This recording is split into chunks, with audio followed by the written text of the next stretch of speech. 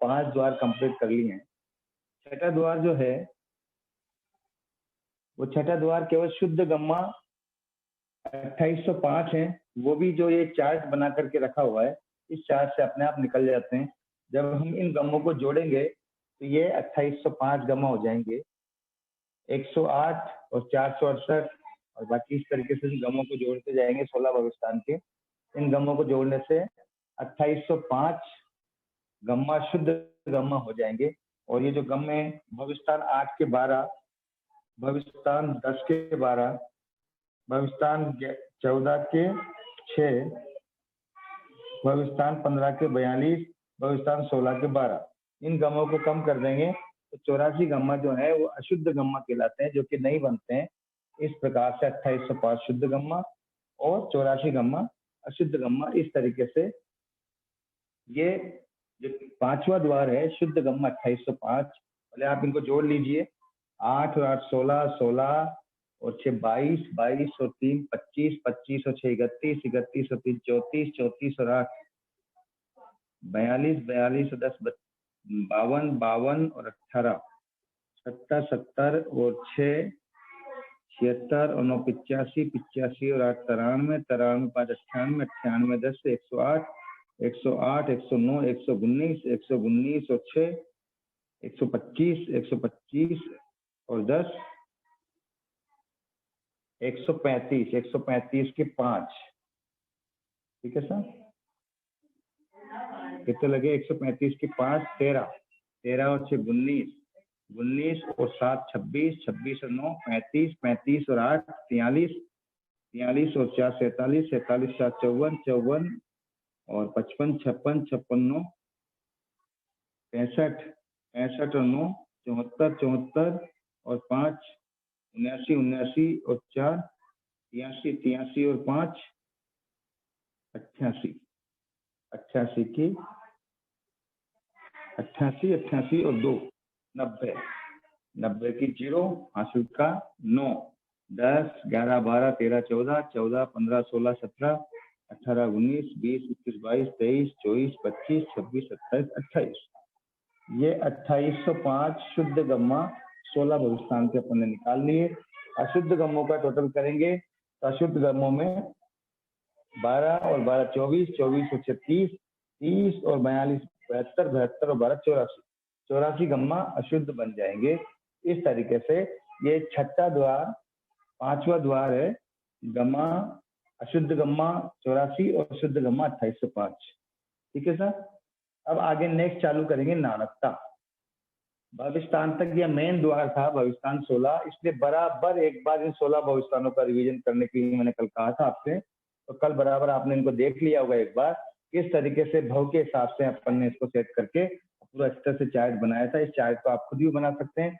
जब आपने पूरे भविष्ठान 16 आपको समझ में आ जाएंगे तो आप स्वयं भी इसको चार्ट का निर्माण कर सकते हैं, इससे बड़ा चार्ट भी कर सकते हैं।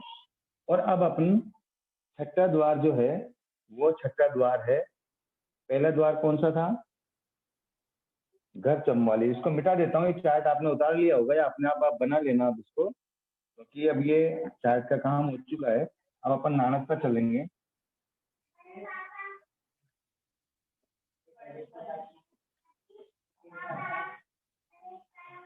गम्मा का थोकड़ा शिविर में पूरा होने वाला जैसी स्थिति में नहीं आया, इसलिए आपका शिविर 5 दिन के लिए और बढ़ा दिया गया है। उसमें आप इस गम्मा के थोकड़े को पूरा करने का प्रयास करेंगे अपन। पहला द्वार कौन सा अपन ने किया था? घर चमाली। दूसरा द्वार कौन सा किया था? जीव के भेद 48। तीसरा द्वार आगति स्थान 321। चौथा द्वार भविष्ठान 16। पांचवा द्वार है शुद्ध गम्मा 2805, जो भी अपन ने किया था ओनली केवल उनको जोड़ना था। छठा द्वार नाणकता 1998, ये अभी अपन पढ़ेंगे, ये अभी अपना पढ़ना बाकी है, इसको पढ़ना है।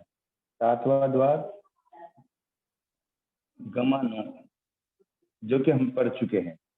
और आठवां द्वार रिद्धि, ये दो द्वार हमारे पढ़ने बाकी है, छठा नानत्ता और आठवां रिद्धि का। ठीक है सर। अब इसको अपन नानत्ता को समझने का प्रयास करेंगे।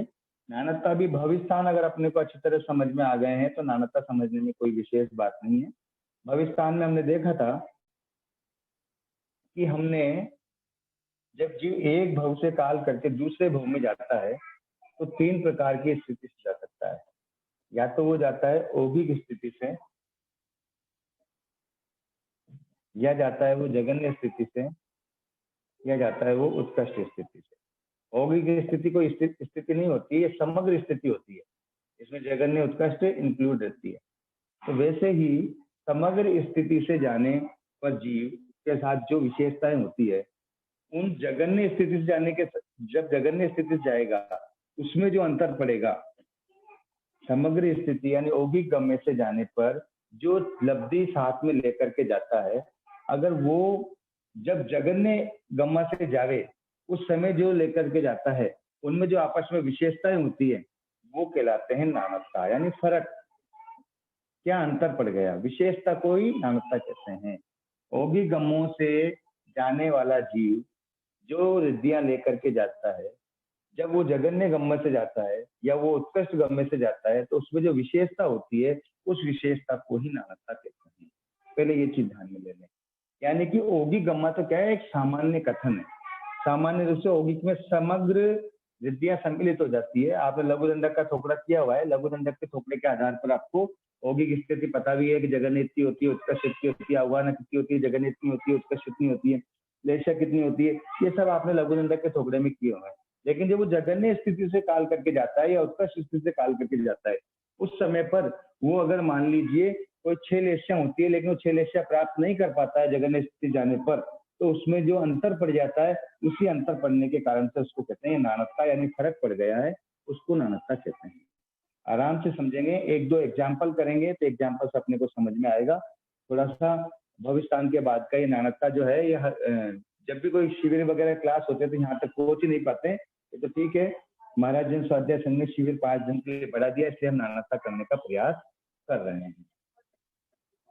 देखिए, एक गाथा आपको याद करनी पड़ेगी, इसमें जो अपन फर्क निकालेंगे औगिक गम्यों से जाने पर और जगन्य उत्कृष्ट गम्यों से जाने पर जो अंतर पड़ता है, जो विशेषताएं रहती है, उसको अपन नानत्ता कहते हैं। उस नानत्ता की एक गाथा है, 9 बोलों पे अपन चर्चा करेंगे, 9 बोलों में अंतर निकालेंगे, 9 में से कितने में अंतर पड़ता है, कितने में अंतर नहीं पड़ता है, वो ही नानत्ता कहलाएंगे। एक गाथा है, उच्चतमेव लेशादित्थि, लेशादित्थि नाण जोग समुद्भाव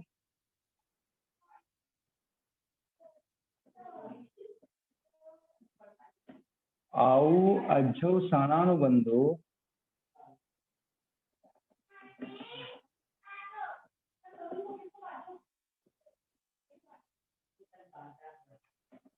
नवथाना होई नानत्ता। ये 9 जो है ना, वो नानत्ता होते हैं। ध्यान में, ये गाथा अगर आपको याद है तो 9 के 9 नानत्ता जिनका अपन निकालेंगे वो आपको ध्यान में आ जाएगा। उच्चत का मतलब होता है अवगाहना,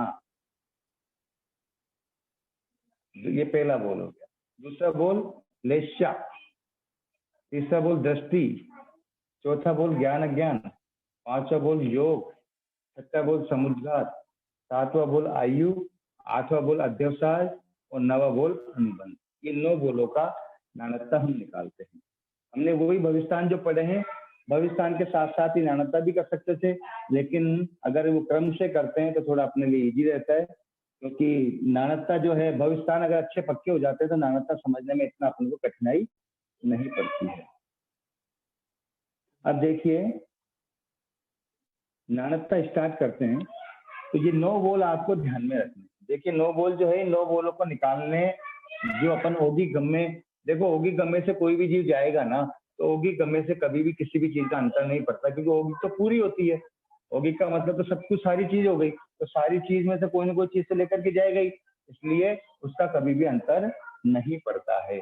जैसे कि एग्जाम्पल के रूप में पहला इसमें अपन निकालते हैं, पहले वेक्रिय में जो आने के है ना नाणकता वो निकालते हैं।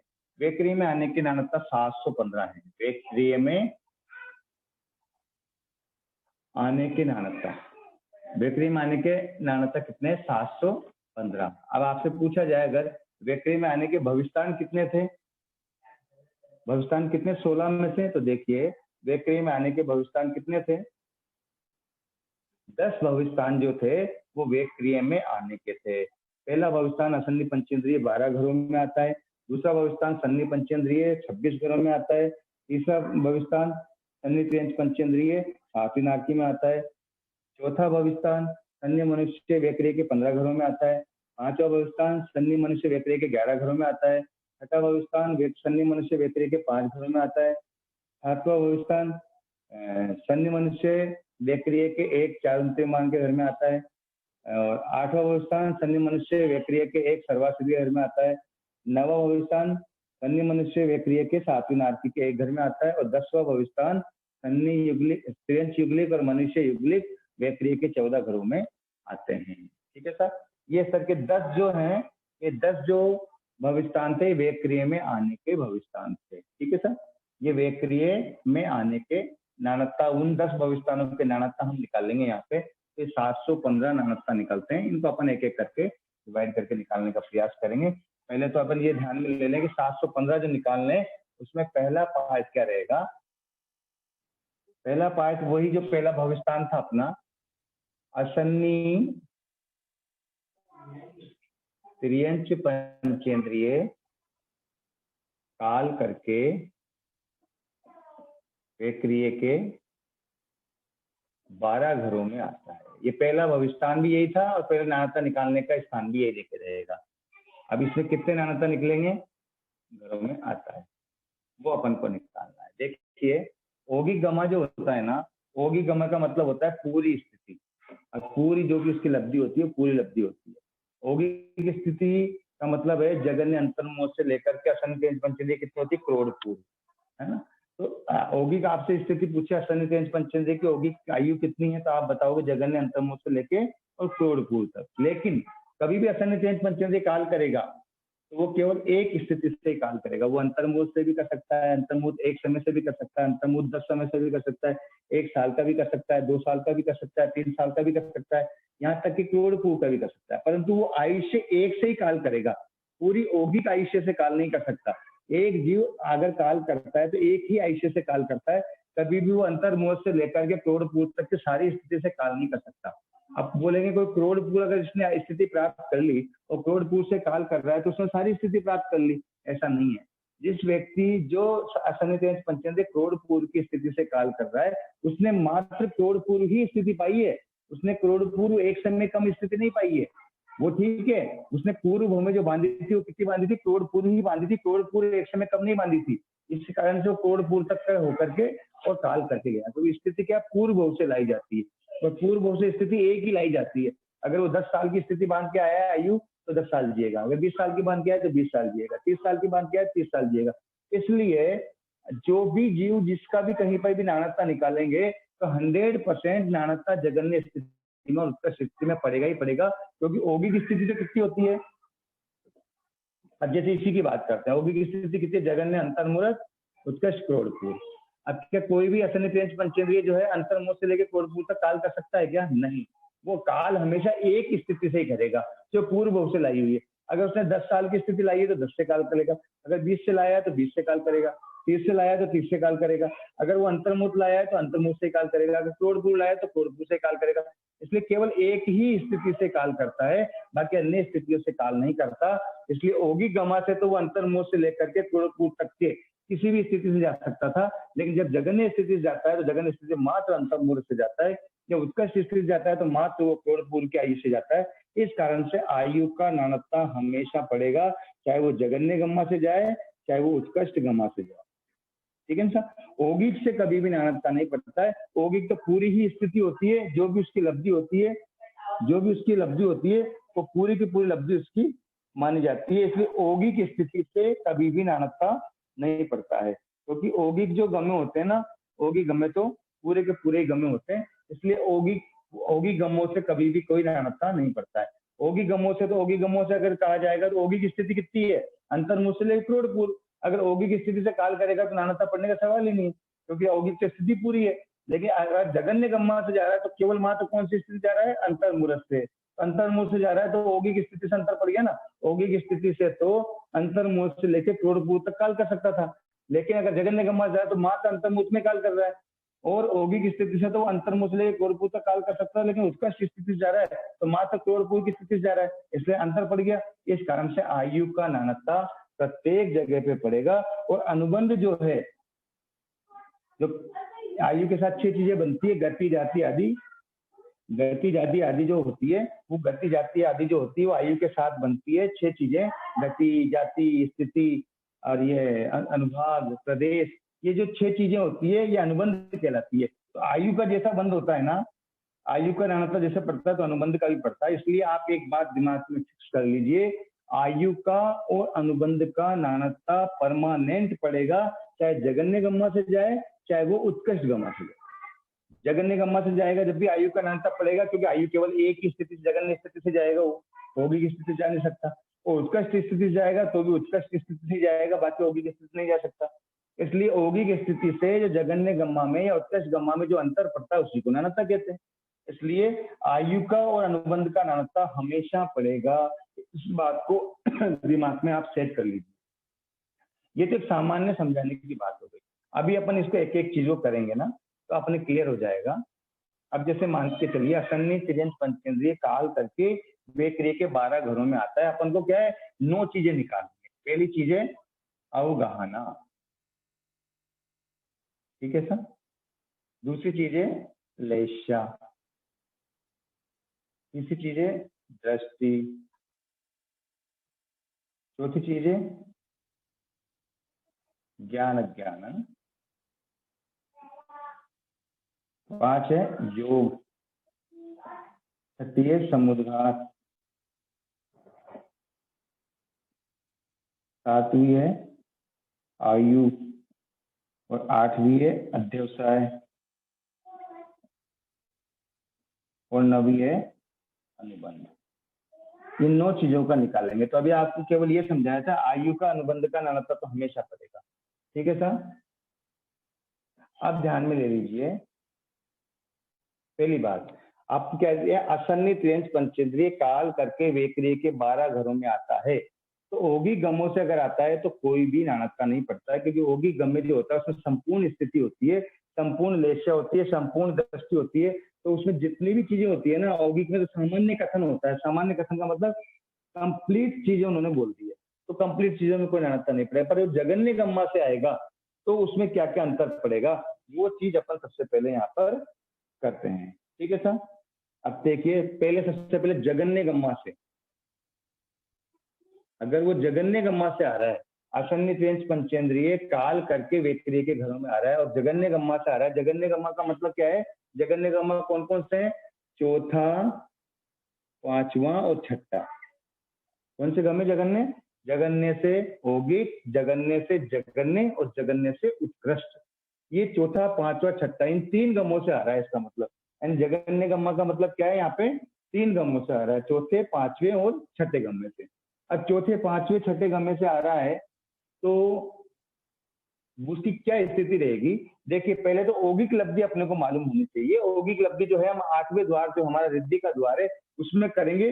लेकिन फिर भी आपने लघु दंडक किया हुआ, इसलिए आपको सबको ध्यान में। देखिए, असन्नी तिर्यंच पंचेंद्रिय की अवगाहना कितनी होती है, असन्नी तिर्यंच पंचेंद्रिय की अवगाहना जगन्य कितनी होती है, अगर आपको लघु दंडक याद है तो आपको ध्यान में आ जाएगा। उसके जगन्य अवगाहना होती है अंगुल के असंख्यातवें भाग, और उसका कितनी होती है, असन्नी तिर्यंच पंचेंद्रिय की 1000 योजन, ठीक है सर। असन्नी तिर्यंच पंचेंद्रिय की उत्कृष्ट अवगाहना कितनी होती है,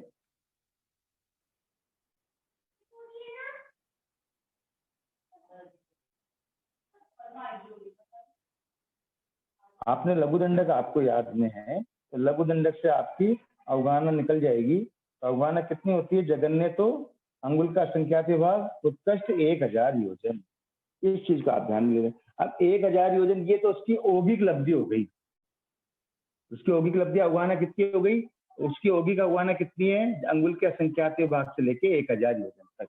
अब प्रश्न ये है, अब जगन्य गम्मा से जा रहा है, जगन्य गम्मा का मतलब है अंतर्मुख की स्थिति से काल करके जा रहा है, अंतर्मुख की स्थिति से काल करके कहा जा रहा है 12 घरों में, 12 वेक्रिय के घर है, तो वेक्रिय घर में अंतर्मुख कौन सा लेंगे, अंतर्मुहूर्त जो ले रहे हैं अंतर्मुख से काल करके जा रहा है ना ये, तो आपको बताया था अगर वेक्रिय के घरों में जाते हैं तो अंतर्मुहूर्त जो है वो पर्याप्त वाला लेना है, या ये ध्यान रखना है, यानी कि वो पर्याप्त होकर काल कर रहा है, क्योंकि वेक्रिय के घरों में अपर्याप्त जीव काल नहीं करता है। ठीक है सर, शायद कुछ चैट बॉक्स में कुछ क्वेश्चन आ रहे हैं क्या, मैं देख नहीं रहा।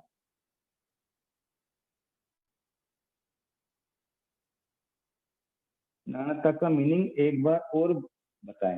नानता का मीनिंग यही है, जो औगिक गम्मों से और जगन्य गम्मों और उत्कृष्ट गम्मों में जो अंतर पड़ता है ना, वो ही थोड़ा सा उसी को नानता कहते हैं, बाकी और कुछ नहीं है।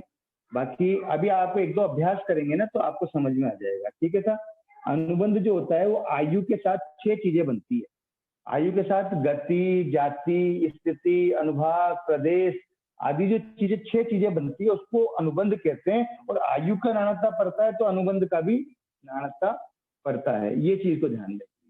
ठीक है ना, अभी आपको समझ में आ जाएगा। जैसे जगन्य गम्मा से जा रहा है, असन्नी तेज पंचेंद्रिय जगन्य गम्मा से काल करके वेक्रिय के 12 घरों में आ रहा है, तो असन्नी तेज पंचेंद्रिय जगन्य गम्मा का मतलब है अंतर्मुख की स्थिति से काल करके जा रहा है। अंतर्मुख की स्थिति कौन सी लेनी पड़ेगी, पर्याप्त वाली लेनी पड़ेगी, इस चीज का आप ध्यान में लें। तो आयु कौन सी, अंतर्मुख की स्थिति से ही काल करके वो जा रहा है। अब इस चीज का एक बात और ध्यान में रख लें, यहाँ पे पर्याप्त की स्थिति जा रहा है, मैंने बताया था कि अंतर्मुख की स्थिति से इसकी स्थिति कितनी होती है, वैसे असन्नी तेज पंचेंद्रिय के अंतर्मुख से लेके और क्रोडपूर तक, लेकिन ये एक ही स्थिति से काल करके जा रहा है, जगन्य गम्मा जा रहा है, तो कौन सी स्थिति, ओनली अंतर्मुख से, इसलिए इसमें नानता पड़ेगा ही पड़ेगा। आयु अंतर्मुख की होती है, इस कारण से आयु का नानता पड़ता ही है। आयु का जगन्य गम्मा से जाएगा जब भी नानता पड़ेगा, उत्कर्ष गम्मा से जाएगा जब भी नानता पड़ेगा, इस बात का फिक्स ध्यान में रख लो, क्योंकि आयु से वो जगन्य आयु से ही जाएगा, तो औगिक आयु तो उसकी हुई नहीं, इस कारण से औगिक से जगन्य में अंतर पड़ गया, और उत्कर्ष आयु से जाएगा तो भी उसकी औगिक आयु तो हुई नहीं, इसलिए वह औगिक आयु का नाता हर जगह पड़ेगा। तो देखिए उसकी अंतर्मुख की आयुष्य ही काल करके जा रहा है, इसलिए अंतर्मुख की आयुष्य से काल करके जा रहा है, इसलिए आयुष्य का नाता पड़ेगा, इसलिए अपन क्या लिख देंगे यहाँ पे, आयु अंतर्मुहूर्त। ठीक है ना, अनुबंध जो है आयु के अनुसार ही होती है, जैसे आयु का अंतर्मुख का अनुबंध का अंतर्मुख की आयु का नाता पड़ा है, वैसे के वैसे आयु का भी नाता पड़ेगा, अनुबंध का भी नाता पड़ेगा, क्योंकि अंतर्मुख आयु के अनुरूप ही अनुबंध का बंद होता है। तो आयु जैसे अंतर्मुख से काल कर रहा है तो उसी के अनुसार वो अनुबंध भी उसके साथ साथ चलेगा। ठीक है सर, आवाज तेज कम आ रही है तो मैं और तेज बोल देता हूँ। आयु का और अनुबंध का नानता कंपलसरी बनेगा ही बनेगा, नानता होगा ही होगा, क्योंकि अंतर्मुख की आयुष्य से ही काल करके जा रहा है, जबकि औगिक आयु कितनी है इसकी, अंतर्मुख से लेकर के क्रोडपूर तक। लेकिन जब जगन्य गम्मा से काल कर रहा है तो कौन सी आयुष्य जा रहा है, अंतर्मुख की आयुष्य से ही जा रहा है, इसलिए नाता बनेगा ही बनेगा।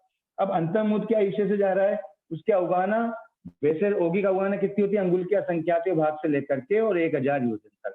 तो देखिए अंतर्मुख की आयुष्य से, जो पर्याप्त के अंतर्मुख की आयुष्य से काल करके जा रहा है, उसकी अवगाहना अंगुल के असंख्यात भाग भी हो सकती है, 1 अंगुल भी हो सकती है, 2 अंगुल भी हो सकती है, और यहाँ तक कि 1000 योजन भी हो सकती है, इसलिए नानता नहीं पड़ेगा, क्योंकि औगिक कितने अवगाहना है, औगिक अवगाहना है एक अंगुल के असंख्यात भाग से लेकर के 1000 योजन तक।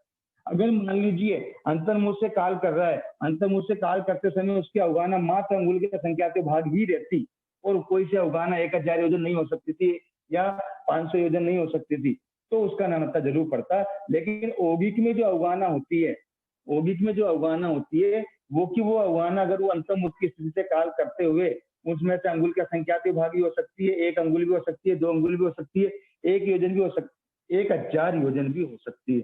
इस कारण से पूरी की पूरी अवगाहना हो सकती है, इस कारण से अवगाहना का नानता यहाँ पे नहीं पड़ेगा। अंतर्मुख की स्थिति से काल कर रहा है, औगिक में जितनी अवगाहना होती है उतनी की उतनी अवगाहना जगन्य स्थिति में यानी अंतर्मुख की स्थिति में काल करते वक्त भी उस असन्नी तेज पंचेंद्रिय की हो सकती है, इस कारण से अवगाहना का नानता नहीं पड़ेगा। वापस ध्यान में ले लीजिए, इससे क्या धारणा निकलती है कि असन्नी तेज पंचेंद्रिय की मात्र अंतर्मुख की आयुष्य में भी 1000 योजन अवगाहना हो सकती है, कितनी बड़ी धारणा निकलती है। इस पूरे नाणकता से अनेक धारणाएं आपके दिमाग में सेट हो जानी चाहिए। अंतर्मुहूर्त की स्थिति वाला असन्निहित रेंज पंचेंद्रिय 1000 योजन की लंबाई वाला हो सकता है, और अंतर्मुहूर्त की स्थिति वाला असन्निहित रेंज पंचेंद्रिय कम से कम अंगुल के असंख्यात भाग वाला भी हो सकता है, और बीच के अवगाहना वाला भी हो सकता है। 1 अंगुल वाला भी, 2 अंगुल वाला भी, 3 अंगुल वाला भी, 1 योजन वाला भी, 2 योजन वाला भी, 50 योजन वाला भी, 100 योजन वाला भी, और यहाँ तक कि 500 योजन वाला भी, और 1000 योजन तक हो सकता है। इस कारण सारी की सारी अवगाहना इस अंतर्मुहूर्त की स्थिति में उसको मिल सकती है। इस कारण से उसमें अवगाहना का नाणकता नहीं पड़ेगा। इस कारण से नाणकता को यहाँ पे क्लोज कर देंगे। अभी तक तो यहाँ अवगाहना का नाणकता नहीं पड़ेगा। दूसरा निकालते हैं अपन लेशा। अब देखिए लघुदंडक आपको याद ही है, असन्निहित रेंज पंचेंद्रिय में कितनी लेशा होती है? असन्निहित रेंज पंचेंद्रिय में लेशा कितनी होती है? असन्निहित रेंज पंचेंद्रिय में लेशा होती है 3, कृष्ण, नील और कापोत। ठीक है सर, कृष्ण, नील, कापोत लेशा होती है समुच्चय रूप से। ये इसकी औगिक वृद्धि है। लेशा कितनी होती है? इसमें 3 लेशा होती है। ये इसकी औगिक वृद्धि है, किसकी? असन्निहित रेंज पंचेंद्रिय की। ठीक है सर, तो असन्निहित रेंज पंचेंद्रिय की औगिक वृद्धि में 3 लेशा होती है। अब ये अंतर्मुहूर्त की स्थिति से काल कर रहा है। अंतर्मुहूर्त की स्थिति से काल करते हुए अगर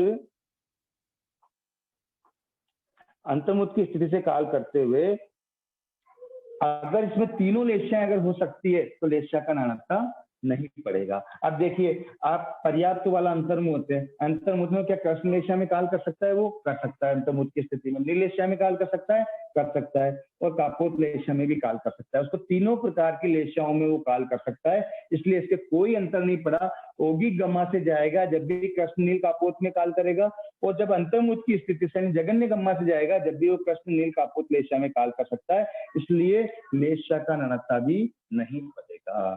इसलिए दूसरा नाणकता भी अपन ने क्लोज कर दिया है कि दूसरा लेशा का नाणकता भी उसके नहीं पड़ेगा। दृष्टि कितनी होती है? देखिए, जो इन 12 घरों में आता है, इन 12 घरों में जो असन्निहित रेंज पंचेंद्रिय आ रहा है काल करके, उसमें मात्र 1 दृष्टि होती है। वैसे तो लघुदंडक के हिसाब से तो आप क्या बोलोगे? 2 दृष्टि बोलोगे, ठीक है ना? 2 दृष्टि होती है, सम्यक दृष्टि भी होती है और मिथ्या दृष्टि भी होती है उसमें। लेकिन जब असन्निहित रेंज पंचेंद्रिय काल करके वेकरे के 12 घरों में आता है, तो 12 घरों में कौन आता है? पर्याप्त वाला आता है। हमेशा ध्यान रखना, इसलिए मैंने लिखा है यहाँ पे अंतर्मुहूर्त भी कौन सा कम से कम स्थिति से भी काल करके आ रहा है, तो कौन से पर्याप्त वाले अंतर्मुहूर्त से आ रहा है। और पर्याप्त वाले में दृष्टि कितनी होती है? 1 ही दृष्टि होती है, क्योंकि असन्निहित रेंज पंचेंद्रिय अपर्याप्त अवस्था में उसमें 2 दृष्टि होती है। पर्याप्त अवस्था में, जिस अवस्था में वो 12 घरों में आ रहा है, उस समय उसमें दृष्टि कौन सी होती है? 1 मिथ्या दृष्टि ही होती है। तो इसकी औगिक लब्धि क्या हो गई? 1 मिथ्या दृष्टि, है ना? और जब वो जगन्य अंतर्मुहूर्त से काल कर रहा है, पर्याप्त वाले अंतर्मुहूर्त से काल कर रहा है, तो उसमें कितनी दृष्टि होती है? 1 मिथ्या दृष्टि होती है। तो औगिक गम्मा से काल करेगा तो भी वो 1 मिथ्या दृष्टि वाला होगा, और जगन्य गम्मा से काल कर रहा है जब भी वो 1 मिथ्या दृष्टि वाला ही काल कर रहा है। इसलिए कोई अंतर नहीं होता है, इसलिए दृष्टि का नाणकता भी नहीं पड़ता है। देखिए, समझने का प्रयास करेंगे ना तो अपन समझ में आ जाएगा। 1-2 एग्जाम्पल होंगे तो आपको अपने आप समझ में आ जाएगा। औगिक, इसकी दृष्टि कितनी होती है? औगिक गम्मा से काल करने पर 1 मिथ्या दृष्टि होती है, क्योंकि पर्याप्त वाला ही काल करके वेकरी के 12 घरों में आता है। तो पर्याप्त वाले में केवल 1 मिथ्या दृष्टि होती है। लघुदंडक में भी ध्यान में आपको अपर्याप्त में 2 दृष्टि बताइए, पर्याप्त में 1 ही दृष्टि बताइए। तो यहाँ पर पर्याप्त में काल करके ही वो औगिक गम्मा से जाएगा तो उसमें 1 दृष्टि ही रहेगी, और जब जगन्य गम्मा से काल कर रहा है तो 1 दृष्टि ही रहेगी। इस कारण से वहां पर भी नाणकता नहीं पड़ेगा। अब ज्ञान अज्ञान की बात करते हैं, तो ज्ञान अज्ञान कितने होते हैं? देखिए, अगर औगिक की बात करें तो पर्याप्त वाला ही काल करके जाता है, और औगिक से काल करने वाले में 2 अज्ञान होते हैं। ये औगिक इसकी लब्धि है। किसकी लब्धि इसकी? औगिक 2 अज्ञान। क्योंकि देखिए, अपर्याप्त वाला काल करके वेकरे के घरों में आता नहीं है। जब आपको औगिक निकालना है कि ये काल करके और 12 घरों में आता है, तो पर्याप्त अवस्था में आएगा। पर्याप्त अवस्था में उसको 2 अज्ञान ही होते हैं। असन्निहित रेंज पंचेंद्रिय, इसलिए तीसरा अज्ञान होता नहीं है। तो 2 अज्ञान से काल करके वो वेकरे के 12 घरों में आता है। लेकिन जब वो अंतर्मुहूर्त की स्थिति से काल कर रहा है, यानी जगन्य गम्मा से काल कर रहा है, तब भी वो 2 अज्ञान से काल करेगा। 2 ज्ञान रहेंगे उसके पास में, इसलिए ज्ञान अज्ञान का नाणकता भी नहीं पड़ेगा।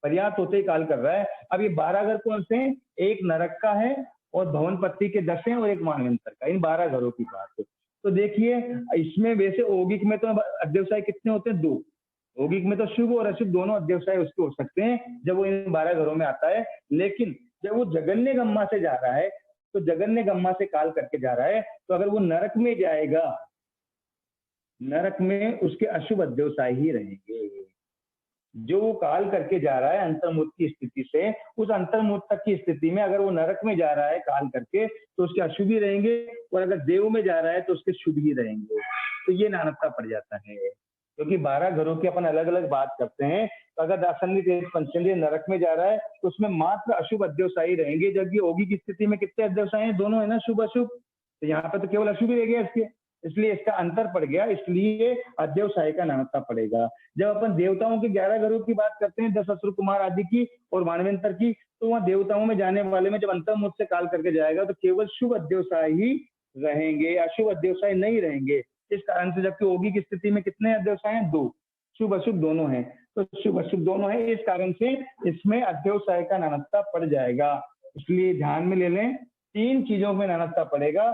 आयु अंतर्मोच की ही होगी इसलिए नानकता पड़ गया, और अध्यवसाय जो है नरक में अशुभ ही होते हैं, नरक में जाने वाले में अशुभ ही होते हैं और देवता में जाने वाले में शुभ ही होते हैं, दोनों अध्यवसाय नहीं होते हैं। इस कारण से यहाँ पे अध्यवसाय का नानकता पड़ गया। और अनुबंध तो आयु के अनुसार होता है, इसलिए ये 3 नानकता जगन्य गम्मा से जाने पर होते हैं। 9 बोलों में नानकता निकालने का प्रयास करेंगे पूरे ही भविष्यवाणों में अपन। उसमें से असन्नी तेज पंचेंद्रिय काल करके जब एक के 12 घरों में आता है, तो जब योगी की स्थिति से जो आता है उस समय जो ये 9 चीजें होती है, उनमें जब जगन्य स्थिति से आने पर जो अंतर पड़ता है उसको नानकता कहते हैं। योगी की स्थिति में कोई अंतर नहीं पड़ता, योगी में शुभ अशुभ होते हैं, तो योगी गम्मा से जाएगा, शुभ अशुभ दोनों अध्यवसाय हो जाएंगे, इसलिए योगी गम्मा से अपने को निकालने की जरूरत नहीं पड़ती है। जब योगी गम्मा से जाता है तो किसी प्रकार का कोई फर्क नहीं पड़ता है। इस कारण से योगी गम्मा से जब जगन्य से जाता है तो जगन्य में और योगिक में जो अंतर पड़ता है उसको अपन नानकता कहते हैं। तो यहाँ पे इसके जगन्य गम्मा से जाने पर 3 नानकता पड़े हैं, आयु का, अध्यवसाय का और अनुबंध का। इसलिए अपन लिख सकते हैं जगन्य गम्मा 3। गम्मा 3 कौन से हैं? चौथा, पांचवा, छठा, ये 3 गम्मा अपन ने पहले निकाले। जगन्य गम्मा 3 और नानकता पड़े 3। नानकता 3 कौन कौन से पड़ गए? अंतर, आयु, अध्यवसाय और अनुबंध। ठीक है साहब। अब निकालते हैं अपन उत्कृष्ट गम्मा से, तो जगन्य गम्मा से जब जा रहा है तो 3 नानकता पड़े, अब उत्कृष्ट गम्मा से जाने का भी निकालना पड़ेगा। तो उत्कृष्ट गम्मा कितने हैं? 3 ही उत्कृष्ट गम्मा है, 7वां, 8वां और 9वां। जब वो 7वें, 8वें, 9वें गम्मे से जा रहा है, 7वें, 8वें, 9वें गम्मे का मतलब है उत्कृष्ट से योगिक यानी उत्कृष्ट स्थिति से काल करके जा रहा है, उत्कृष्ट से जगन्य यानी उत्कृष्ट स्थिति से काल करके जा रहा है, वहां जगन्य पा रहा है, और उत्कृष्ट से उत्कृष्ट यानी वहां उत्कृष्ट, यहाँ उत्कृष्ट स्थिति जा रहा है, वहां जाकर के उत्कृष्ट स्थिति प्राप्त कर रहा है। इसका मतलब वो असन्नी तेज पंचेंद्रिय जो काल करके जा रहा है ना, वो कितने से जा रहा है? यहाँ वापस लिख देता हूँ इसको, नानकता 3 पड़े थे ना, यहाँ शॉर्ट में लिख देता हूँ। नरक में अशुभ अध्यवसाय होते हैं और देव में शुभ होते हैं, इस कारण से नानकता पड़े गए। 3 नानकता पड़े थे। तो यहाँ पे जगन्य गम्मा से जो है वो नानकता कितने पड़े थे? 3। उत्कृष्ट गम्मा के अपन अभी निकाल लेंगे। तो उत्कृष्ट गम्मा का मतलब है उत्कृष्ट स्थिति से काल कर रहा है, यानी कि वो क्रोड़ पूर्व की स्थिति से काल कर रहा है। ठीक है सर, क्रोड़ पूर्व की स्थिति से काल कर रहा है, इसका मतलब तो आयुष्य का नानकता पड़ेगा ही पड़ेगा, क्योंकि आयुष्य कितनी होती है? योगिक आयुष्य अंतर्मोह से लेकर और क्रोड़पुर तक, जबकि वो ओनली केवल किससे काल कर रहा है? ओनली क्रोड़पुर से कर रहा है। इस कारण से क्रोड़पुर का यानी क्रोड़पुर से काल करने वाला जो उत्कृष्ट गम्मा से काल कर रहा है उसका नानकता तो पड़ेगा पड़ेगा। और ये अनुबंध जो है वो आयु के समान ही होता है, इसलिए आयु वक्त लिख देते हैं, और ये अनुबंध का भी नानकता पड़ता ही पड़ता है। इसलिए 2 नानकता तो पढ़ेंगे ही सही, चाहे जगन्य गम्मा से जाए चाहे उत्कृष्ट गम्मा से जाए। अब बात करते हैं अपन अवगाहना की। योगिक अवगाहना आपको ध्यान में ही है। योगिक अवगाहना कितनी होती है? वही जगन्य अंगुल के असंख्यात भाग से लेकर के और 1000 योजन तक। अब देखिए विचित्रता ऐसी है, अंतर्मोच की स्थिति में भी असन्नी तेज पंचेंद्रिय के अंगुल के असंख्यात भाग से लेकर के 1000 योजन तक की अवगाहना हो सकती है। और जब क्रोड़पुर की स्थिति से काल कर रहा है, करोड़पुर की स्थिति से काल करने वाले की अवगाहना भी अंगुल के असंख्यात विभाग से लेकर के 1000 योजन तक हो सकती है। यानी जो करोड़पुर की स्थिति में काल करके इन बेकरे के 12 घरों में जा रहा है, उसकी अवगाहना अंगुल के असंख्यात विभाग भी हो सकती है। 1 अंगुल भी हो सकती है, 2 अंगुल भी हो सकती है, 3 अंगुल भी हो सकती है, 1 योजन भी हो सकती है, 2 योजन भी हो सकती है और 100 योजन भी हो सकती है। इसलिए पूरी की पूरी जो अवगाहना इसकी औगिक में होती है, वो कि वो अवगाहना करोड़पुर की स्थिति में भी हो सकती है, इसलिए अवगाहना का नानत्ता नहीं पड़ेगा। ये धारणा यहाँ से निकलती है। असन्य तिर्यंच पंचेंद्रिय जो है वो ऐसा जीव है जो अंतर्मुख की स्थिति में भी जिसकी 1000 योजन तक की अवगाहना हो सकती है और करोड़पुर की स्थिति में भी जिसके अंगुल के असंख्यात विभाग की अवगाहना रह सकती है, ये धारणा निकलती है। आज वर्तमान में जो हम जैसे लोग हैं वो लंबाई पे बहुत ज्यादा गर्व करते हैं। ज्यादातर जो शादी या इनके भी जो मेल मिलाप होते हैं उसमें लंबाई को देखा जाता है कि लड़की बहुत छोटी है या लड़का बहुत छोटा है। देखिए, लंबाई को प्राप्त करना कोई विशेष बात नहीं है। यहाँ पर देख लो आप, अंतर्मोद की स्थिति है असन्य तिर्यंच पंचेंद्रिय की और अवगाहना कितनी है? 1000 योजन, ठीक है ना। और करोड़पुर की स्थिति तो खूब पाली। करोड़पुर की स्थिति का मतलब है 70, 56, 17 बिंदी, इतने वर्षों का 1 करोड़पुर होता है। ये जो अपनी तो कोई जो है संख्यात पीढ़ी बीत जाए, इतनी स्थिति जो होती है, लेकिन उसकी अवगाहना कितनी रह सकती है? अंगुल के असंख्यात विभाग की रह सकती है। इस कारण से ये धारणा निकलती है। इस पहला जो नाणत्ता निकालने का पहला जो द्वार है, इस पहले द्वार से असन्य तिर्यंच पंचेंद्रिय की अंतर्मोद की स्थिति में अंगुल के असंख्यात विभाग से लेकर के 1000 योजन तक की अवगाहना हो सकती है। इस कारण से यहाँ पे इसका नाणत्ता नहीं पड़ा था। और जब वो करोड़पुर की स्थिति से काल करता है, यानी उत्कर्ष स्थिति से काल करता है, तब भी उसकी अवगाहना अंगुल के असंख्यात विभाग से लेकर के और उत्कृष्ट 1000 योजन तक हो सकती है। इसलिए उसका उत्कृष्ट गम्मा में भी नाणत्ता नहीं पड़ता है। ये धारणा निकलती है इस तरीके से, ठीक है साहब। अब लेशा कितनी होती है? 3 होती है लेशा औगिक में। और करोड़पुर की स्थिति में काल करेगा तो करोड़पुर की स्थिति में भी तीनों लेशाओं में काल कर सकता है, इसलिए लेशा का नाणत्ता भी नहीं पड़ेगा। दृष्टि कितनी होती है? करोड़पुर की स्थिति जिसकी होती है असन्य तिर्यंच पंचेंद्रिय, जिसमें एक ही मिथ्या दृष्टि होती है, क्योंकि जब अंतर्मुख पर्याप्त होते हैं उसकी मिथ्या दृष्टि हो जाती है। तो देखिए, अपर्याप्त अवस्था में केवल 2 दृष्टि होती है, पर्याप्त में तो करोड़पुर की स्थिति वाला तो 100% पर्याप्त है, तो एक मिथ्या दृष्टि होती है और जब करोड़पुर में काल करेगा तो मिथ्या दृष्टि रहेगी, इसलिए दृष्टि का नाणत्ता भी नहीं पड़ेगा। ज्ञान अज्ञान में 2 अज्ञानी होंगे, जो पर्याप्त अवस्था में 2 अज्ञानी होते हैं, क्योंकि अपर्याप्त अवस्था में होते हैं 2 ज्ञान, तो अपर्याप्त अवस्था में तो काल करता नहीं है, क्योंकि करोड़पुर में काल कर रहा है तो करोड़पुर में काल करने वाले में 2 अज्ञानी होंगे। इस कारण से ज्ञान अज्ञान का भी नाणत्ता नहीं पड़ेगा। योग वही वचन योग और काय योग, दोनों योग करोड़पुर की स्थिति में हो सकते हैं, इसलिए योग का नाणत्ता भी नहीं पड़ेगा। समुद्घात वही वेदनीय कषाय मारणांतिक 3 ही समुद्घात होते हैं और करोड़पुर से आयुष्य में काल करने वाले में भी तीनों समुद्घात हो सकते हैं, इसलिए समुद्घात का नाणत्ता भी नहीं पड़ेगा। अब आयुष्य तो करोड़पुर से ही काल करेगा, कि जबकि आयुष्य औगिक की कितनी होती है? अंतर्मुख से लेकर के करोड़पुर, तो अंतर्मुख से लेकर के करोड़पुर होती है, लेकिन आयुष्य जब उत्कर्ष गम्मा से काल करता है तो ओनली करोड़पुर से ही काल करता है, इसलिए आयुष्य का नाणत्ता तो हमेशा पड़ेगा ही पड़ेगा। और अनुबंध आयु के अनुसार हो गया। अब अध्यवसाय देखो कितने होते हैं? शुभ अशुभ दोनों होते हैं। औगिक में कितने होते हैं? शुभ अशुभ। और जब करोड़पुर की स्थिति में तो उसके शुभ भी आ सकता है और अशुभ भी आ सकता है, इसलिए दोनों ही अध्यवसाय से काल कर सकता है, इसलिए यहाँ पे इसका अध्यवसाय का नाणत्ता भी नहीं पड़ेगा। जब जगन्य गम्मा से जा रहा था, जब अंतर्मुख की स्थिति से काल कर रहा था, तो केवल एक ही अध्यवसाय था। नरक में जाने वाले में एक ही था अशुभ और देवताओं में जाने वाले में शुभ ही था। लेकिन जब करोड़पुर की स्थिति से काल करता है, करोड़पुर की स्थिति बहुत बड़ी होती है, सबसे बड़ी असन्य तिर्यंच पंचेंद्रिय की सबसे बड़ी स्थिति होती है। इस बड़ी स्थिति में काल करेगा तो नरक में जाने वाले में शुभ भी अध्यवसाय हो सकता है, अशुभ भी हो सकता है, दोनों हो सकते हैं, इसलिए नाणत्ता नहीं पड़ेगा। देवताओं में जाने वाले में भी शुभ भी हो सकते हैं, अशुभ भी हो सकते हैं, इस कारण से उसके नाणत्ता नहीं पड़ेगा। तो यहाँ पे उत्कृष्ट गमा में केवल 2 ही नाणत्ता पड़े, आयु का और अनुबंध का। उत्कृष्ट गम्मा 3 और नाणत्ता पड़े 2।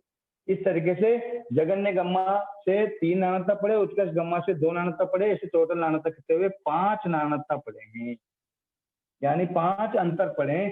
औगिक की स्थिति से जाता तो उसके जो अंतर नहीं पड़ता, औगिक की स्थिति से जाने के अलावा जब जगन्य उत्कर्ष स्थिति से जा रहा है तो जो विशेषताएं आई है, तो जगन्य गम्मा में 3 विशेषता आई, ठीक है सर। जगन्य गम्मा में तो 3 आई और उत्कर्ष गम्मा में 2 विशेषता आई। आपने पूछा नरक में शुभ कैसे है? देखो, नरक में शुभ की बात नहीं है। जो करोड़पुर की स्थिति से काल करके असन्य तिर्यंच पंचेंद्रिय जा रहा है ना, वो क्रोधपूर्व की स्थिति में शुभ अध्यवसाय से काल करके भी नरक में जा सकता है और अशुभ अध्यवसाय से काल करके भी नरक में जा सकता है। ठीक है साहब। और जब देवता में जा रहा है तो शुभ अध्यवसाय से भी जा सकता है, अशुभ अध्यवसाय से जा सकता है। जब जगन्य स्थिति में जब काल करेगा, जगन्य स्थिति का मतलब अंतर्मुख की स्थिति से, अंतर्मुख की स्थिति से जब काल करेगा उस समय पे उसमें अशुभ अध्यवसायी होंगे नरक में जाने वाले में, और देव में जाने वाले में शुभ अध्यवसायी ही होंगे। इसलिए तो यहाँ पे ऐसा जरूरी नहीं है कि नरक में जाने वाले में सब में अशुभ अध्यवसायी होते हैं, ऐसा कभी भी दिमाग में नहीं लेते हैं ना। वो तो यहाँ पे जगन्य स्थिति में जब काल कर रहा है ना, जब उसमें नरक में जाने वाले में अशुभ है और देव में जाने वाले में शुभ है, इसलिए यहाँ पे जगन्य गम्मा में तो नाना तब पड़ा है, पर उत्कृष्ट गम्मा में तो नाना नहीं पड़ता है। तो उत्कृष्ट गम्मा में तो अनेकों बार तो उसको शुभ अशुभ अध्यवसाय आगे, वो लास्ट में काल करते समय भी उसके शुभ अशुभ अध्यवसाय रह सकते हैं, इसमें कोई विशेष बात नहीं है। तो इसके आसानी के पंचेंद्रिय काल करके वेकरे के 12 घरों में आता है। तो जगन्य गम्मा से आता है तो इसके 3 नाणता पड़ते हैं, उत्कृष्ट गमों से आता है तो इसके 2 नाणता पड़ते हैं, ऐसे टोटल नाणता 5 हो गए। तो आसानी के पंचेंद्रिय नरक के घर में आता है तो भी 5 नाणता पड़ते हैं, असुर कुमार के घर में आता है तो भी 5 नाणता पड़ते हैं, ऐसे 12 घरों में 5-5 नाणता पड़ते हैं। इसलिए एक जीव 12 घरों में आ रहा है और 5-5 नाणता पड़ रहे हैं, इसलिए 12 पंजे 60 नाणता अपने इसके हो जाते हैं। कितने हो जाते हैं? 60 नाणता, क्योंकि नारकी में आता है तो 5 नाणता पड़े, असुर कुमार में 5, नाग कुमार में 5, ऐसे इस पहली अपने जो अश्विनी तेज पंचेंद्रिय काल करके वेकरे के 12 घरों में आता है तो 60 नाणता होते हैं। ठीक है सर, थोड़ा बहुत समझने का प्रयास किया मैंने, बहुत आज धीरे धीरे कराया है। एक अगर आपको द्वार समझ में आ गया ना तो आपको अगले नेक्स्ट द्वार समझने में कोई कठिनाई नहीं होगी और बिल्कुल इजी हो जाएगा। और देखिए ऐसा कुछ नहीं है, अपन एक अभ्यास किया, अपन ने थोड़ा कम भी समझ में आया होगा, अभी नेक्स्ट अभ्यास अपन करेंगे सन्निधि पंचेंद्रिय को भेजने का, तो उससे अपने समझ में आ जाएगा। वैसे कुछ भी नहीं है, औगिक आपको अगर स्थिति, औगिक अवगाहना, लेशा, दृष्टि, ज्ञान, अज्ञान, ये चीजें याद है तो औगिक से कंपैरिजन करना है कि भाई अंतर्मुख में जब काल करके जा रहा है जगन्य गम्मा से, अगर औगिक में जो स्थिति उसके पास थी वो अगर पूरी के पूरे प्राप्त करके जा सकता है तो उसको नानता नहीं पड़ेगा, और अगर वो नहीं प्राप्त कर सकता है तो उसको नानता पड़ेगा। इस तरीके से धीरे धीरे अगर प्रयास करेंगे तो हो सकता है समझने का। ये असन्निध पंचेंद्रिय काल करके वेकरे के 12 घरों में आता है, ये अपन ने समझने का प्रयास किया। दूसरा द्वार करते हैं इसका, 60 नानकता हो गए इसके। ठीक है सर, इसको मिटा देते हैं। अब तो बोल तो ये कि ये नो के नो रहेंगे निकालने के, इसलिए इनको मिटाने की आवश्यकता नहीं है। अब है सन्निध त्रियंश पंचेंद्रिय काल करके वेकरी के 27 घरों में आता है। देखिए दूसरा भविष्यस्थान था अपने 26 घरों में आता है और तीसरा भविष्यस्थान था एक 7वीं नारकी में आता है। ठीक है ना, तो अपन तो यहाँ पे भविष्यस्थान तो दूसरा और तीसरा था, लेकिन यहाँ पे अपन एक ही करेंगे, सन्निध त्रियंश पंचेंद्रिय काल करके वेकरी के 27 घरों में। इसका मतलब है अपन दूसरा और तीसरा भविष्यस्थान दोनों एक साथ निकाल रहे हैं। यहाँ पे अपन को अलग अलग करने की जरूरत नहीं है, क्योंकि वहां तो अपन को भविष्यस्थान में अलग अलग करने की जरूरत पड़ी थी, क्योंकि वहां पे भव अलग अलग थे। 26 घरों में जा रहा था तो 2 भव 8 भव कर रहा था, और जब 7वीं नरक में जा रहा है तो 3 भव 5 भव 3 भव 7 भव आदि कर रहा था। इस कारण से भव वहां पे जब कम ज्यादा थे, इस कारण से वहां भविष्यस्थान अलग किया है। यहाँ भव से संबंध नहीं, यहाँ तो केवल क्या निकालना है, नानकता निकालना है। इसलिए नानकता निकालने के लिए अपने को भाई अलग से करने की जरूरत नहीं है। सन्निध त्रियंश पंचेंद्रिय काल करके वेकरी के 27 घरों में आता है। 27 घर कौन से? 1 से लेकर के 7 नरक, 10 भवनपति, 1 मनवंतर, 1 ज्योतिषी, पहले देवलोक से लेकर 8वां देवलोक तक, ये 27 घर वेकरी के इन घरों में आ रहा है। ठीक है सर, जगन्य गमों से भी आएगा, उत्कर्ष गमों से भी आएगा, ओगी गमों से भी आएगा। ओगी गमों से आता है तो कोई भी उसके फर्क नहीं पड़ता है, जितनी उसकी लब्धि होती है वो पूरी की पूरी लब्धि उसको प्राप्त होती है। इस कारण से ओगी गमों से कभी भी नाता नहीं पड़ता है। परंतु ओगी गमों से आने पर जो लब्धि होती है उसके, जब वो मान लीजिए जगन्य गम्मा से आए या उत्कृष्ट गम्मा से आए, तो जो ओगिक लब्धि से जो लब्धि होती है उस लब्धि में जो अंतर पड़ जाता है उसको नानकता कहते हैं। इसलिए जगन्य गम्मा से जब आएगा तो जो अंतर पड़ेगा उसको नानकता यहाँ पर कहेंगे।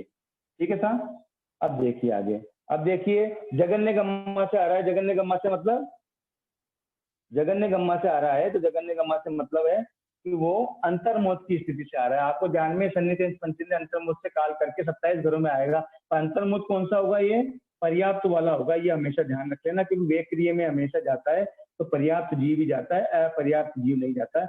इसलिए वो अंतर्मोद से काल करके कहाँ जा रहा है? वेक्रिय के 27 घरों में जा रहा है।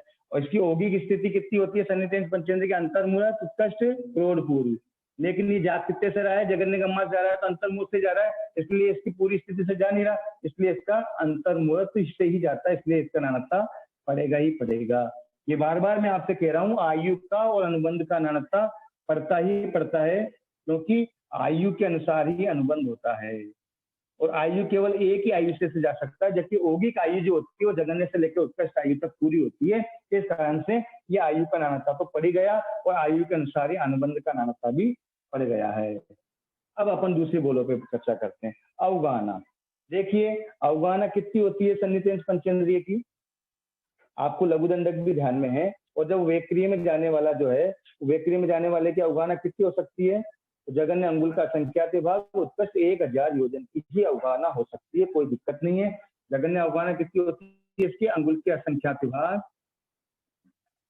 और उत्कृष्ट कितनी होती है, 1000 योजन। सन्नितेंद्र पंचेंद्रिय की अवगाहना आपने लघुदंडक से भी आपको याद होगी, और जब आप इसका नेक्स्ट द्वार 8वां द्वार करेंगे तो उससे भी आपको ध्यान में आ जाएगी कितनी अवगाहना होती है, जगन्य अंगुल के असंख्यात भाग उत्कृष्ट 1000 योजन। ठीक है साहब, अब देखिए 1000 योजन। अब यहाँ पे इसका आयु, इसका अनुबंध का, इसका अवगाहना का नानकता पड़ेगा या नहीं पड़ेगा, वो अपन को निकालना है। तो अवगाहना कितनी होती है, देखिए सन्नितेंद्र पंचेंद्रिय जो होता है, सन्नितेंद्र पंचेंद्रिय की अवगाहना अंगुल के असंख्यात भाग से लेकर 1000 योजन होती है, लेकिन जब वो अंतर्मुख की स्थिति से काल कर रहा है, यानी वो जगन्य गम्मा से काल कर रहा है, अंतर्मुख जो पर्याप्त वाला अंतर्मुख है उसमें उसकी 1000 योजन की अवगाहना नहीं हो सकती है। उसकी ज्यादा से ज्यादा कितनी हो सकती है, पृथकत्व धनुष हो सकती है। कम से कम अंतर्मुख की स्थिति से काल करके जा रहा है ना वो 27 घरों में, तो ज्यादा से ज्यादा कितनी हो सकती है, उसकी पृथकत्व धनुष हो सकती है। जगन्य तो अंगुल का असंख्यात भाग उत्कृष्ट पृथकत्व धनुष हो सकती है, इसलिए नानकता पड़ जाएगा। देखिए असन्नितेंद्र पंचेंद्रिय में तो 1000 योजन तक भी हो सकती थी अंतर्मुख की, इसलिए वहां नानकता नहीं पड़ा था। लेकिन यहाँ पे क्या है, अंतर्मुख की स्थिति से काल करके सन्नितेंद्र पंचेंद्रिय जा रहा है, उसकी अवगाहना जगन्य तो अंगुल के असंख्यात भाग हो सकती है और उत्कृष्ट कितनी हो सकती है, पृथकत्व अंगुल, पृथकत्व धनुष, इससे ज्यादा अवगाहना नहीं हो सकती। जबकि उत्कृष्ट अवगाहना होगी 1000 योजन, तो 1000 योजन नहीं हो सकती, इस कारण से इसका नानकता पड़ गया, इसलिए अवगाहना का नानकता जगन्य गम्मा से जाता है तो पड़ जाता है। जबकि असन्नितेंद्र पंचेंद्रिय में नहीं पड़ा था, क्योंकि असन्नितेंद्र पंचेंद्रिय अंगुल के असंख्यात भाग से लेकर के 1000 योजन तक का पूरा हो सकता था, इस कारण से उसका नानकता नहीं पड़ा। लेकिन सन्नितेंद्र पंचेंद्रिय काल करके जाता है तो सन्नितेंद्र पंचेंद्रिय के अंतर्मुख की स्थिति में ज्यादा से ज्यादा अवगाहना कितनी हो सकती है, पृथकत्व धनुष और उत्कृष्ट की, जबकि औगिक में उत्कृष्ट कितनी होती है, 1000 योजन, इसलिए 1000 योजन इसकी नहीं हो सकती है, इस कारण से इसका नानकता पड़ गया है। ठीक है साहब, क्लियर, समझ में आया आपको थोड़ा थोड़ा? ठीक है साहब। अब देखिए आगे, अब देखिए लेश्या, आपको ध्यान में सन्नितेंद्र पंचेंद्रिय में कितनी लेश्या होती है, देखो औगिक में आपने ध्यान में 6 लेश्या होती है, ठीक है ना, कष्ट नील कापोत आदि 6 लेश्या इसमें होती है। अब 6 लेश्या होती है, लेकिन जब ये नारकी में जा रहा है तो नारकी में जाने वाले में कितनी लेश्या होती है, 3 लेश्या होती है, और तीनों लेश्या से ये काल कर सकता है।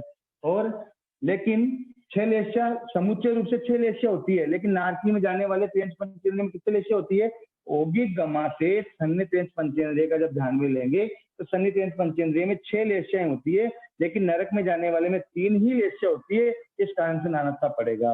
अंतर्मुख की स्थिति में काल करने वाले में 3 ही लेश्या होगी, इस कारण से नरक में जाने वाले में कितनी होगी, नरक में जाने वाले में 3 होगी, इसलिए नानकता पड़ जाएगा। क्योंकि सन्नितेंद्र पंचेंद्रिय में टोटल लेश्याएं कितनी होती है, 6 लेश्या होती है। ठीक है सर, और आगे चले भवनपति वाणमंत्र में जाने वाले में कितनी लेश्या होती है, तो भवनपति वाणमंत्र में जाने वाले में 4 लेश्या होती है, जबकि टोटल लेश्या कितनी होती है, इसमें 6 लेश्या होती है, इसलिए इसमें नानकता पड़ जाएगा। अब आगे भी अगर अपन चलें तो दूसरे देवलोक तक में जो है तेजोलेश्या होती है, तो उसमें भी एक तेजोलेश्या तक होती है, इस कारण से 4 लेश्याएं होती है दूसरे देवलोक तक में भी। ठीक है ना, तीसरे देवलोक से लेके 5वें देवलोक तक में जाने वाले में, तीसरे से लेके 5वें देवलोक तक भी जाएगा तो 5 लेश्या होगी, 6 लेश्या उसमें भी नहीं होगी, इसलिए वहां पर भी नानकता पड़ जाएगा।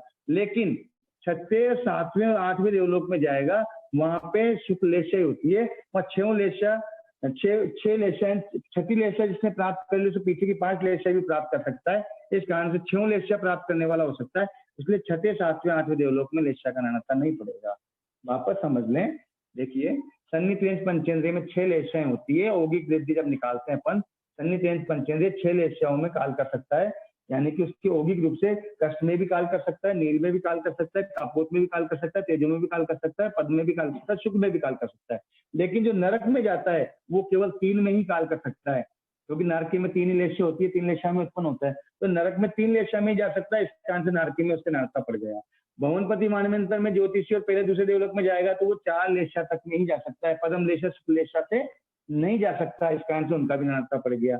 तीसरे से लेके 5वें देवलोक तक में अगर जाएगा तो 5 लेशा, 5वीं लेशा पदम लेशा से जा सकता है, बाकी वो शुक्ल लेशा से नहीं जा सकता, इसलिए वहां पे नानत्ता पड़ गया। लेकिन छठे, सातवें, आठवें देवलोक में जब वो जाएगा तो छठे, सातवें, आठवें देवलोक में शुक्ल लेशा वाला जा सकता है। और शुक्ल लेशा यानी छठी लेशा जो है, जिसने छठी लेशा प्राप्त कर ली वो पीछे की 5 लेशा आराम से प्राप्त कर सकता है। इस कारण से छठे, सातवें, आठवें देवलोक में जाने वाले में शुक्ल लेशा हो सकती है, इसलिए 6 लेशा हो सकती है। जाने वाले में तो शुक्ल लेशा ही रहेगी, पर शुक्ल लेशा जिसने प्राप्त करके काल करके जा रहा है ना, वो पीछे की 5 लेशा भी प्राप्त कर सकता है। इसलिए छठे, सातवें, आठवें देवलोक में लेशा का नानत्ता नहीं पड़ेगा।